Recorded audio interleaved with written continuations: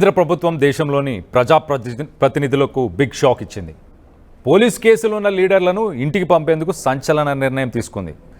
నిర్ణయం చేస్తే ప్రధానమంత్రి అయినా ముఖ్యమంత్రి అయినా తొలగించే బిల్లును కేంద్ర ప్రభుత్వం రూపొందించింది. ఈ మేరకు పార్లమెంట్లో బుధవారం 130వ రాజ్యాంగ సవరణ బిల్లును ప్రవేశపెట్టింది. ఈ చట్టంతో తీవ్రమైన ఆరోపణలపై అరెస్ట్ అయిన వెంటనే పదవుల నుంచి వైదొలగాలి, లేకుంటే ఆటోమేటిక్గా తొలగింపబడే బిల్లును కేంద్రం తీసుకొస్తుంది.